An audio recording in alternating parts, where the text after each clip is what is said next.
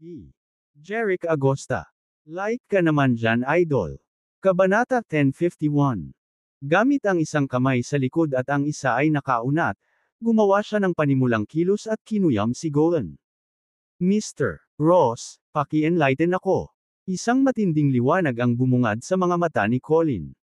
Sa susunod na sandali, isang hangarin ng pagpatay ang sumabog habang siya ay kumamaw kay Jeric. Napakasimple ng kanyang layunin. Gusto niyang sunggaban sa lalamunan si Jeric at ay hostage. Marahas ang gintong martial god na enerhiya sa kanyang mga kuko na para bang gustong lumunin ang lahat. Gayunpaman, si Jeric ay nanatiling kalmado sa harap ng pag-atake, na parang siya ay bulag. Nang malapit nang mahawakan si Jeric sa leeg. Sa sandaling ito, nagningning ang mga mata ni Jeric, at isang makabasag lupa na aura ang lumabas sa kanyang katawan. Maging si Colin, na umaatake kay Jeric, ay naramdaman ang nakakatakot na aura na ito. Nabigla siya. Sa susunod na sandali, si Jeric ay tumama gamit ang kanyang palad na kasing bilis ng kidlat, na winasak ang marahas na enerhiya ng martial god na lumalamon sa lahat. Pagkatapos, nagkaroon ng nakakabinging putok, na humahati sa hangin. Pagkatapos, sa isang kahabag-habag na hiyaw, si Colin ay lumipad na parang isang basura. Nahulog si Colin sa looban 40 talampakan ng layo. Paft! Nagluwa siya ng isang subo ng dugo at saka nahimatay. Nang makita ito, napabuntong hininga sina Jason, Andy, at Neil. Si Jeric ay kahanga-hanga. Sa sandaling ito, ang mga mata ni Jeric ay dumaan kina Jason, Andy, at Neil. Sa titig ni Jeric, nanginginig silang tatlo sa takot. Agad silang nagtaka kung si Jeric ba ang susunod na papatay sa kanila. Sa malamig na tingin ni Jeric, agad na nasira ang tatlo. Pagkatapos, sunod-sunod na lumuhad si Jason at ang iba pa sa lupa. Naging tanga kami, Mr. Agosta. Mangyaring maging mapagbigay at iligtas ang aming buhay. Hanggat hindi tayo papatayin ni Mr. Agosta, handa tayong gawin ang lahat. Iligtas mo ang aking buhay, Mr. Agosta. Desperadong yumuko sila sa lupa. Para mabuhay, namamaga at dumudugo ang kanilang mga noo. Malamig pa rin ang tingin sa kanila ni Calmore. Dahil sinabi mo iyon, sasabihin ko sa iyo ang aking mga kondisyon. Namutla ang mukha ni Hoson at pinagpawisan siya ng malamig. Sinabi niya kay Jeric, pakiusap, ituloy mo, Mr. Agosta. Patuloy ni Calmore, alam ko na ang iyong pamilya Ross, lalo na ang Ross Fund, ay may $1 trilyon. Gusto kong ilipat sa akin ng pamilya Ross mo ang Ross Fund. Dahil sa sinabi ni Jeric, nagulat silang lahat sina Jason, Andy, at Neil. Ang Ross Fund ay isang malaking pondo na dalubhasa sa maikling pagbebenta. Ito ay isang sikat na pondo kahit sa mundo. Kabanata 1052. Ito rin ang pinakamalaking pinagmumula ng kayamanan para sa pamilya Ross. Ngunit ngayon, gusto ni Jeric ang mga pondo ng pamilya Ross. Ito ay humihingi ng napakataas na presyo. Awkward na tumingin si Jason kay Jeric at sinabing, Mr. Agosta, ang Ross Fund ay ang pundasyon ng aming pamilyang Ross. Hindi ako makapagpasya na ilipat ito kay Mr. Agosta ng mag-isa. Tanong ni Jeric, oh. Kung gayon, sino ang gumagawa ng desisyon? Sabi ni Jason. Ang aking ama, ang aking 2 tiyuhin, at ang mga pangunahing miyembro ng pamilya ay maaaring magpasya pagkatapos ng talakayan. Sinulyapan ni Jeric ang walang malay na si Colin at sinabing, ang iyong ama at lahat ng mga martialists na sumalakay sa ating manor ngayon ay hindi pinapayagang umalis. Mula. Ang iyong 2 tiyuhin at ang mga pangunahing miyembro ng pamilya ay maaaring magpasya, pagkatapos ay hahayaan kitang bumalik. Pagkatapos mong pag-usapan ito ng iyong 2 tiyuhin at iba pa, maaari mong sabihin sa akin kung handa kang ilipat sa akin ang Ross Fund, okay. Hindi mapigilan ni Jason na magulat. Noon lang niya nalaman na ikukulong ni Jeric ang kanyang ama at lahat ng martialists ng pamilya Ross. Sa pagtingin sa walang malay na si Ross, alam ni Jason na kung siya. Hindi. Sumang-ayon kay Jeric ngayon, hindi niya ito magagawa. Not to mention his father, lahat ng martialists ng pamilya Ross ay malalagay sa panganib. Kahit si Jason mismo ay baka hindi na makalabas ng buhay. Higit sa lahat, tinitimbang niya ang mga kalamangan at kahinaan. Kung dinala ni Jerick ang kanyang mga tauhan sa manor ng pamilyang Ross, ang kanyang mga tiyuhin at mga pangunahing miyembro sa huli. Kailangang makipagkompromiso kay Jerick. Dahil ang lahat ng mga elite ng pamilya Ross ay lumabas ngayong gabi, walang masyadong martialists na naiwan sa manor. Sa makatuwid, ang iba sa kanila ay hindi katugma kay Jerick. Sa madaling salita, walang pagpipilian si Jason kundi sumang-ayon kay Jerick. Malungkot na ibinaba ni Jason ang kanyang ulo at sinabi kay Jerick, Mr. Agosta, mangyaring payagan akong bumalik at talakayin ito sa aking pamilya. Pupunta kami at tumugon sa iyo sa sandaling tapos na kami. Tumango si Jerick. Okay, pwede ka nang bumalik. Tumayo si Jason, Andy, at Neil mula sa lupa. Pagkatapos noon, malungkot silang umalis sa pagitan ng kanilang mga binti. Pagkaalis nila, hiniling ni Seymour kina Spencer at Tillman na harapin ang mga nasawi sa manor. Mahigit 100 ng martialists ng Dragon Sect ang namatay. Hiniling ni Spencer kina Xavier at William na ayusin ang mga libing. Ang mga nasugatan ay ipinadala sa ospital. Para naman sa mga amo ng pamilyang Ross sa looban, inayos ni na Xavier at William ang mga martialists ng Dragon Sect na ipadala sila sa ibang mga vilya sa manor para magpahinga at magbenda. Who up? Kabanata 1053. Ikinulong si Colin sa isang selda kung saan binabantayan ni Tillman. Sa sala ng vilya, nakaupo sa sofa sina Jerick, Lillian, Claire, at ang iba pang mga babae.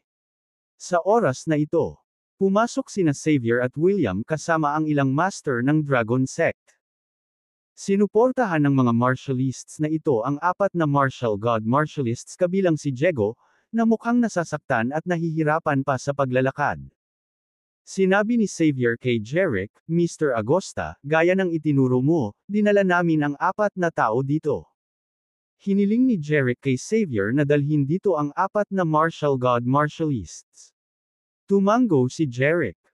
Pagkatapos, ang kanyang mga mata ay nahulog sa mga mukha ng 4 na martial god martialists at sinabi, alam mo ba kung bakit kita pinatawag dito? Napuno ng takot ang mga mukha ng 4 na martial god martialists. Naisip nila na maaari nilang hulihin si Jerick at lahat ng iba sa isang iglap. Gayunpaman, namangha sila Jerick at Spencer. Kahit na martial gods sila, lahat sila ng amo nilang si Colin ay natalo. Sa wakas ay naunawaan na nila kung gaano katikot si Jerick. Nang marinig ang sinabi ni Jerick, nataranta ang 4 na martial god martialists. Bakit gustong makita sila ni Jerick? Nagkatinginan ang 4 na martial god martialists at pagkatapos ay sinabi kay Jerick, Mr. Agosta, si Colin ang nagpadala sa amin dito. Please show mercy and spare our lives. Tumingin si Jerick sa 4 na martial god martialists at sinabing, hayaan mong sabihin ko sa iyo kung ano ang nangyari sa mga nanloob sa aking vilya, pumatay at nanakit sa mga martialists ng Dragon Sect, at gustong pumatay sa akin. Hindi ako kailanman nagpakita ng awa sa kanila. Nang marinig ito, namutla ang mukha ng 4 na martial god martialists habang tumutulo ang mga butil ng pawi sa kanilang mga noo. Sa sandaling ito, binago ni Jerick ang kanyang saloobin. Gayunpaman, hindi sa hindi ko kayang iligtas ang iyong buhay, ngunit pinipigilan sila ni Jerick. Pinipigilan sila ni Jerick na hulaan habang ang grupo ni Diego ay nakakita ng pagkakataong mabuhay. Pagkatapos, nagkatinginan silang 4 at sabay na lumuhad kay Jerick. Pakisabi sa amin, Mr. Agosta. Hanggat maaari mong hayaan kaming mabuhay, maaari kaming sumang-ayon sa anumang bagay. Tumango si Jerick. Okay. Kung gusto mong mabuhay, napakasimple lang ng kondisyon. You must pledge your loyalty to the. Speaking of this, itinuro ni Jerick sina Xavier at William at sinabing, tulad ng kung paano sila sumuko at nangako ng katapatan. Ako, puno ng pagtataka ang mga mukha ng 4 na martial god martialists. Noon lang nila napagtanto na gusto sila ni Jerick. Pagsuko, nagtatrabaho sila para sa pamilya Ross. Ang paggawa nito ay isang tahasang pagtataksil. Sabi nga, nasaksihan nilang 4 kung gaano kalakas sina Jerick at Spencer. Hindi sa banggitin ang mga ito, maging ang patriarch ng pamilyang Ross na si Colin ay banihag. Masasabing ang kapalaran ng pamilya Ross ay ganap na nakasalalay kay Jeric. Walang kabuluhan para sa kanila na bantayan ang isang kastilyo na gumuho. Mahina siya. Bilang mga martialists ng martial god, natural na alam ni Diego at ng iba pang tatlo na ang malakas ay nangingibabaw sa mundo, at ang sumunod. Kaya naman, agad na nagpa siya ang apat na martial god martialists. Magkasama silang yumuko kay Jeric at sinabing, Mr. Agosta, kaming apat ay handang sumuko at maging tapat sa iyo mula ngayon. Nang makita ito nina Jeric, Spencer, Xavier, at William, napangiti silang lahat. Higit pa rito, naisip nina Spencer, Xavier, at William sa kanilang mga puso, matalinong pagpili. Kung hindi, mapapawi sila ni Jeric sa ilang minuto. Pagkatapos ay sinabi ni Jeric sa apat, Bueno, dahil mga tauhan ko na kayo, simula ngayon, kayo na ang magiging mga pinuno ng sekta ng Dragon Sect ng Mescourt, tulad nina Xavier at William. Hindi nila alam kung ano ang Dragon Sect ng Dragon Sect. Pero dahil sinabi ni Jeric, kailangan na lang nilang pumayag. Sabay silang sumagot kay Jeric. Salamat, Mr. Agosta. Pagkatapos nito, tumayo sila mula sa lupa. Tumingin si Jeric sa apat at sinabing, malapit nang bumagsak ang pamilyang Ross. Sa palagay mo, handang sumali ang kanilang mga martialists sa Dragon Sect ng Mescourt. Maaari nilang sabihin na ito ang unang bagay na iniata sa kanila ni Jeric. Agad namang sumagot si Diego at ang tatlo pa, Oo, Mr. Agosta. Ipapanalo natin sila. Ang dahilan kung bakit sila ay lubos na kumpiyansa ay na sila ay eksaktong katulad ng mga pangunahing miyembro ng pamilya Ross. Ang mga martialists ng pamilya Ross ay maaari lamang tumingin sa kanila, ngunit hindi sumuway sa kanila. Gayunpaman, may tanong pa rin sa kanilang isipan, tungkol sa Dragon Sect ng Dragon Sect. Sa wakas, nagsalita si Diego.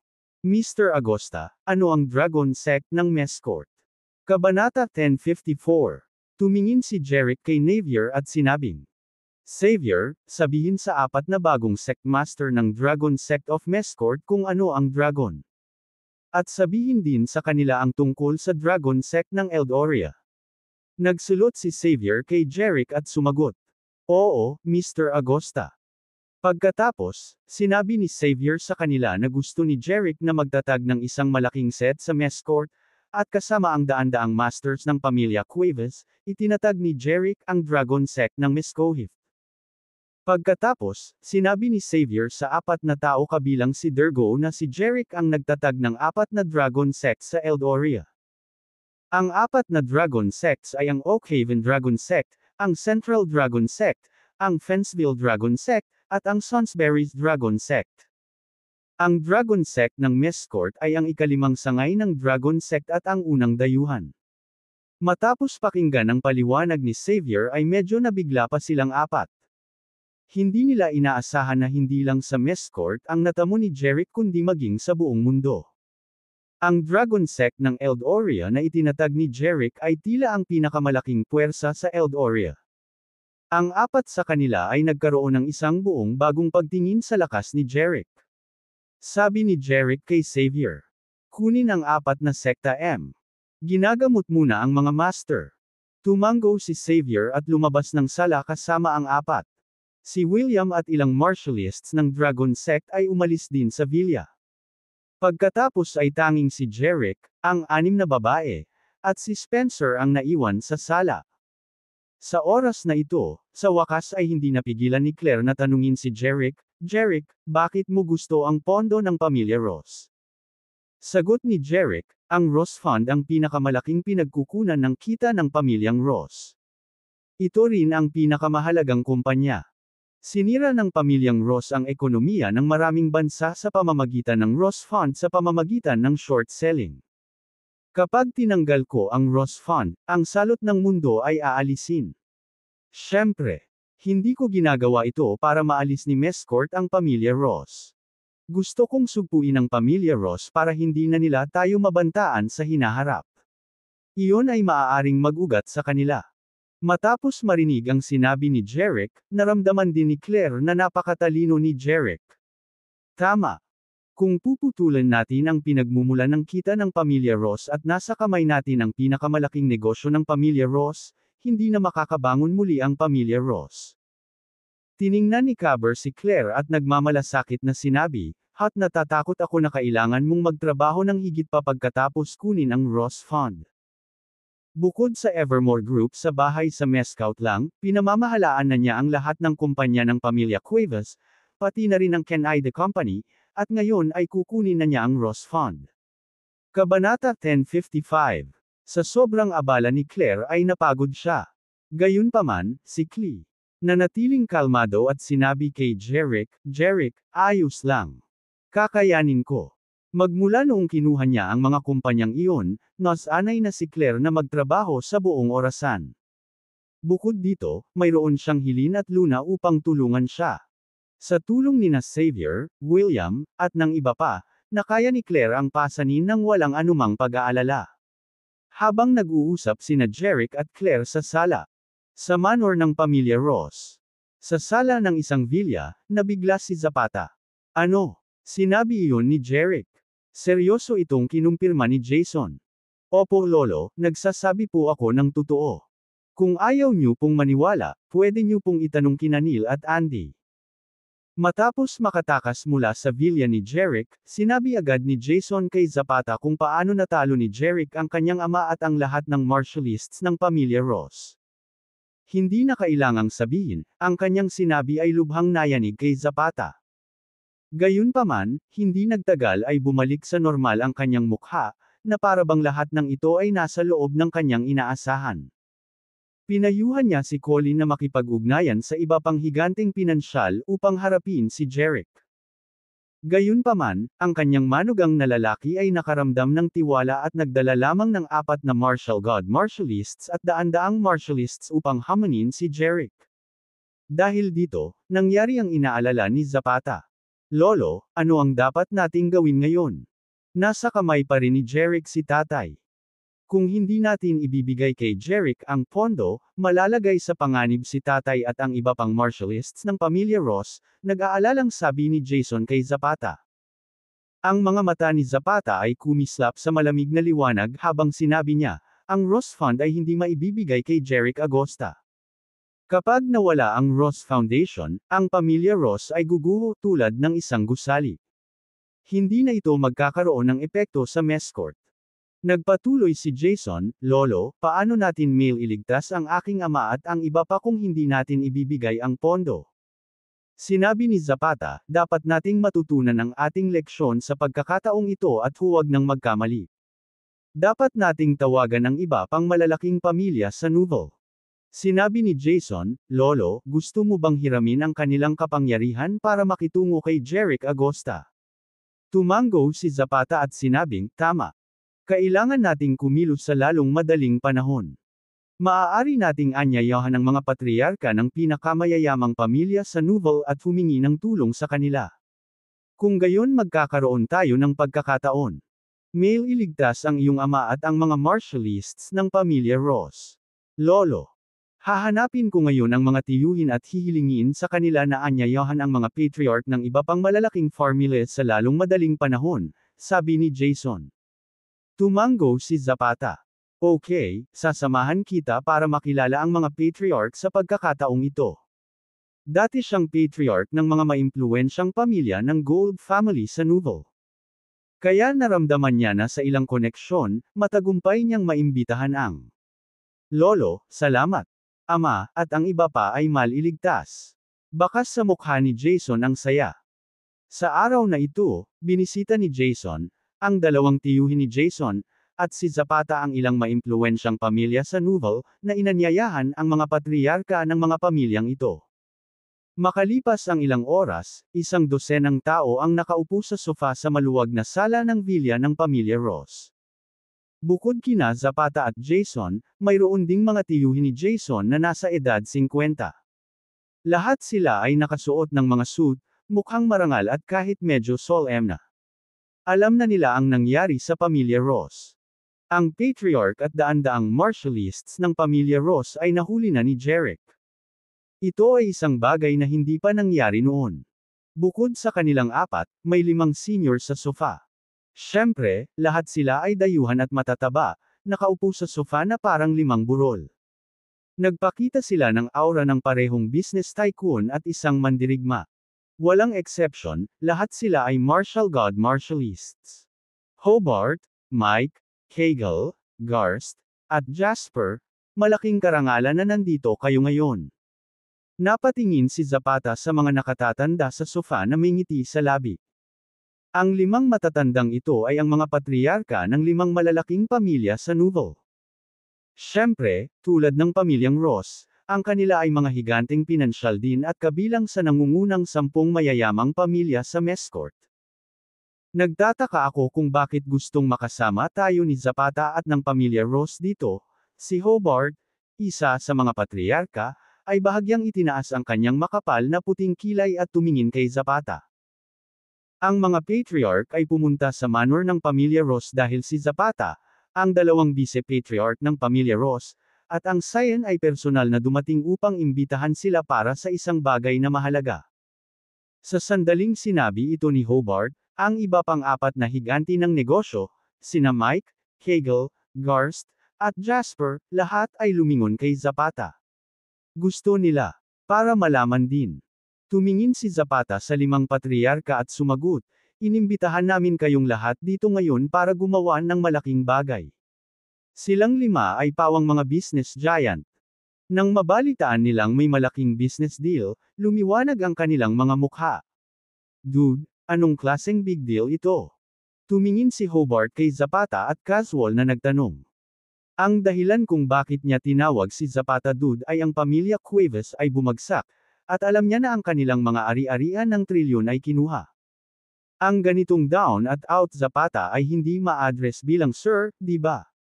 Kabanata 1056. Walang pakialam si Zapata kung paano siya hinarap ni Hobart. Pagkatapos ng lahat, ang pamilya Cuevas ay dumanas ng matinding pagkatalo. Ngumiti ng papuri si Zapata kay Hobart at nagpatuloy, mabibigay ng malaking deal na ito ang gusto mo. Makokontrol mo ang kayamanan ng Eldoria, pati na rin ang mga pangunahing sekta at puwersa ng Eldoria. Makikinabang kayong lahat. Nang marinig ito ng 5 patriarka, lahat sila ay nagtaka. Ang Eldoria ay isang malaking bansa sa silangan at nagmamay-ari ng napakalaking kayamanan. Kahit na si Hobart, Kegel, at ang iba pa ang mga magnate sa Mescourt, hindi nila makuha ang yaman ng Eldoria. Ang asset ng negosyo ng Eldoria ay hindi isang bagay na madali nilang makukuha ayon sa gusto nila. Kaya nang marinig nila ang sinabi ni Zapata, lahat sila ay naghinala. Tumingin si Hobart kay Zapata at sinabing, Zapata, sabihin mo lahat ng gusto mong sabihin. Hindi mo kailangang magpigil. Kung ayaw mong sabihin sa amin ang lahat, mabuti pang bumalik na kami. Tumanggo naman si Kegel at ang iba pa bilang pagsang-ayon. Medyo napaatras sila nang hindi natapos ni Zapata ang kanyang nasimulan. Alam din ni Zapata na hindi na niya mapapanatili si Hobart at ang iba pa. Hobart, hayaan mo akong diretso sa punto. Alam ba ninyong lahat na ang $1 trilyon na ari-arian ng pamilya Cuevas ay kinuha ilang araw na ang nakalipas? Tumanggo naman si Hobart at ang iba pa. Siyempre, alam nila, ngunit ano ang kinalaman nito sa pagkuha nila sa yaman ni Eldoria? Ipinagpatuloy ni Zapata, ang taong kumuha ng $1 trilyon na ari-arian ng aking pamilya ay mula sa Eldoria. Ang kanyang pangalan ay Jeric Agosta. Siya ang kasalukuyang pinuno ng Dragon Sect, ang pinakamalaking sekta sa Eldoria. Ang sekta na ito ay may mga sangay sa Vane, Oak Haven, sa gitnang rehiyon, Fenceville, at Salisbury sa Eldoria. Siya ang namamahala sa karamihan ng mga sekta sa Eldoria, at marami sa kanila ang kumokontrol sa mga higanti, konsorsyum, kumpanya, at industriya ng Eldoria. Hindi kalabisan na sabihin na lahat ng mga ari-arian ng ating pamilya ay maaaring hindi katumbas ng ika-10 ng kanyang. Gayunpaman, si Jeric ay sakam. Kinokontrol niya ang isang malaking imperyo ng kayamanan, at ngayon ay pumunta siya sa Mescourt, nagnanakaw ng trilyon mula sa aking pamilya. Ilang oras lang ang nakalipas, pinangunahan ni Jeric ang mga martialists para hulihin ang aking manugang, ang patriarch ng pamilya Ross, si Colin Ross. At nag-issue din siya sa amin ng ultimatum. Ngayong gabi, kailangan naming magdesisyon kung ililipat namin ang Ross Fund na nagkakahalaga ng bilyon sa kanya ng libre. Sa puntong ito, kumislap ang mga mata ni Zapata ng puot. Sinabi niya kay Hobart at sa iba pa, nakita mo ba iyon? Kinokontrol niya ang kayamanan ng Edoria at ng mga sekta at iniunat na niya ang kanyang sakam na mga kamay sa Mescourt. Dambungin ang lahat ng ating kayamanan. Gitling. Kung hindi tayo magkakaisa, lahat tayo ay matatalo, tulad ng pamilya Cuevas. Nang marinig ng 5 higanteng pinansyal, kasama sina Hobart at Kegel, ang mga salita ni Zapata, hindi namamalayang naging seryoso ang kanilang mga mukha. Tinitigan ni Hobart si Zapata at sinabing, "Dude, ninakaw ba nitong Jeric Agosta ang pera mo nang walang dahilan?" Matigas ang tono ng pananalita ni Zapata, "Oo. Pinagnanasaan lang niya ang eksklusibong karapatan ng aming pamilya sa operasyon ng Kende Company at Donald Company sa Eldoria. Nang tumutol kami, pinangunahan niya ang mga martialists na salakayin ang aming asyenda. Wala kaming laban sa kanila. Sa harap ng kanyang banta, kailangan naming sumuko at isuko ang lahat ng ari-arian ng pamilya Cuevas." Sa puntong ito, kumislap ang mga mata ni Zapata na may matinding liwanag. Hindi ko lang akalain na tatangkain ni Jeric ang pamilya ng manugang ko, ang pamilyang Ross, ng ganoon kabiles. Ito ay dahil lamang ang aking anak-in-law na si Colin Tos ang kumuha sa akin. Si Hobart at ang iba pa, nang marinig ito, ay labis na nagulat. Kung totoo ang sinabi ni Zapata, masama si Jeric. Naghahanap lang siya ng gulo, isang tulisan na gustong agawin ang ari-arian ng pamilya Cuevas at ng pamilya Ross. Pagkatapos, tulad ng sinabi ni Zapata, pagkatapos makuha ni Jeric ang kanyang mga kamay sa kayamanan ng mga pamilyang Cueva at Ross, pagkatapos ay isasama niya ang iba pang mga higanti sa Mescourt. Ang Zapata ay hindi nag-aalala para sa wala. Ang taga-silangan na ito ay nagnanais na sakupin ang kayamanan ng ating iba't ibang mga angkan. Ang ganitong uri ng banditisayon ay hindi isang bagay na maaari nating payagan, sabi ni Hobart na may galit na galit sa kanyang mukha. Sa isang punto, sinimulan na ni Hobart na tawagin si Zapata sa kanyang pangalan. Nang marinig ang mga salita ni Hobart, tumanggaw si Kegel at ang iba pang mga patriarka bilang pagsang-ayon. Tama ka. Kung hindi natin pipigilan si Jeric Agosta, hindi ba't lahat ng kayamanan ng ating mga pamilya ay kukunin? Nagtrabaho kami ng husto, ngunit ngayon para sa kanya ang lahat. Hinding-hindi tayo mapapayag. Sunod-sunod na tumutol ang mga patriarka. Gusto nilang pabagsakin si Jeric dahil pinagbantaan na ni Jeric ang kanilang mga pamilya. Higit sa lahat, kontrolado ni Jeric ang malaking kayamanan ng Eldor at nagmamay-ari ng maraming sekta. Hindi nila maiwasang matukso. Kung maaga nila ang kay Jeric, makokontrol nila ang karamihan sa Eldoria. Nang makita ni Zapata na tinukso sila, alam niyang gumana ang kanyang plano. Mga Ginoo, ang ating mga pamilya ay nahaharap sa isang karaniwang banta. Kung hindi natin aalisin si Jeric Agosta, hindi tayo magkakaroon ng araw ng kapayapaan. Ang naghihintay sa atin ay impyerno. Tiningnan ni Zapata si Hobart at ang iba pa na may habag na ekspresyon. Sumang-ayon si Hobart. Tama si Zapata. Dapat tayong magkaisa para harapin si Jeric Agosta. Sumasang-ayon ako. Kabanata 1057. Ako din. Ang iba pang mga patriarka ay sumasalamin sa pananaw ni Hobart.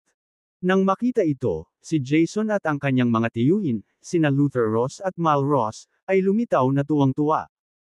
Kasama ang mga puwersa ng iba pang 5 pamilya, ang pamilya Ross ay hindi na siya lalaban ng mag-isa.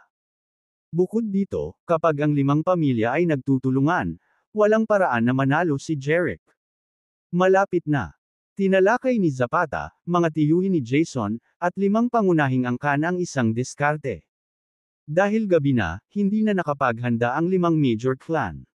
Kaya, lahat sila ay sumang-ayon na magtungo sa Jeric Manor nang magkasama sa susunod na umaga upang makuha si Jeric. Matapos ibagsak si Jeric, ang pamilya Cuevas, ang pamilyang Ross, at ang 5 pangunahing angkan ay hahatiin ng pantay-pantay ang lahat ng kayamanan ni Jerick at sama-samang kinokontrol ang mga sekta ni Jerick. Bago sila gumawa ng anumang aksyon, itinuring na nila si Jerick bilang isang talunan, binibilang ang kanilang mga manok bago sila napisa.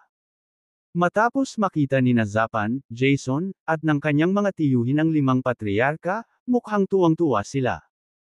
Nagpalitan ng tingin si Zapata kay Jason at sinabing, sabihin kay Jerick na nagpasya na kami at magpapadala kami ng mga dokumento ng Ross Fund.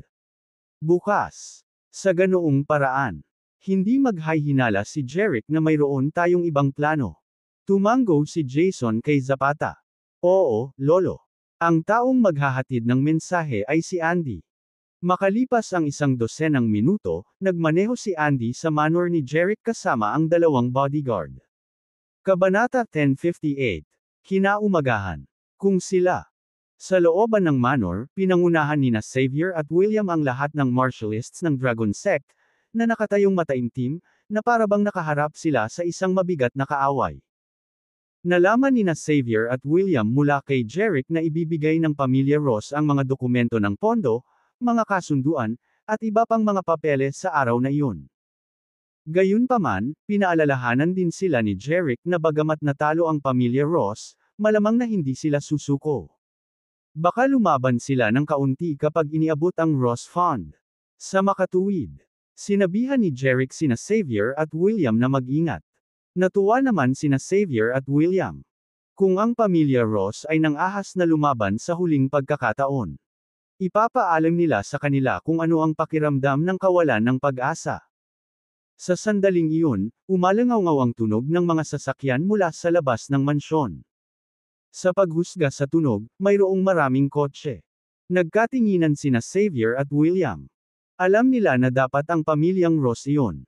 Tumingin si Xavier sa mga solemn na martialists ng Dragon Sect sa looban at malakas na nagutos. Lahat ng master ng Dragon Sect, makinig kayo. Nandito na ang pamilya Ross. Lahat, maging alerto. Oo, sir.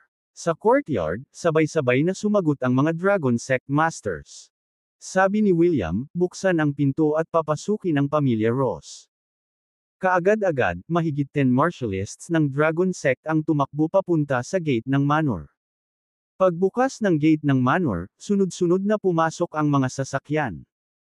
Ang bilang ng mga sasakyan ay lampas sa inaasahan ng lahat. Mahigit 100 sasakyan ang dumaan sa manor. Bagamat malawak ang sakop ng manor, napuno pa rin ng mga sasakyan ang malaking parking area ng manor. Pagkatapos, lumabas sa mga sasakyan ng isang grupo ng mga lalaking nakasuot at nakasunglas. Malamig ang kanilang mga aura, na nagpapahiwatig na lahat sila ay mga mandirigma.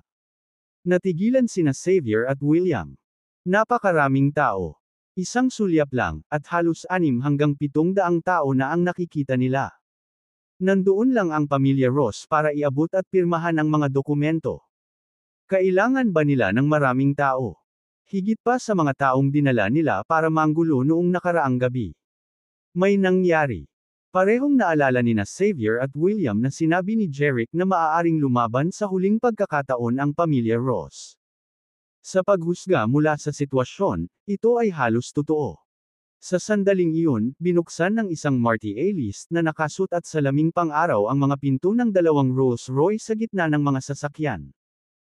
Pagkatapos, mula sa 2 Rolls-Royce ay lumabas sina Zapata, Jason, Luther Ross, Mal Ross, Hobart, Cagle, Malik, Garst, Jasper, at iba pa.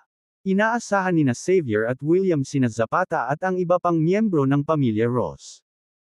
Gayunpaman, ang paglitaw ng 5 patriarka ay ikinagulat nina Xavier at William.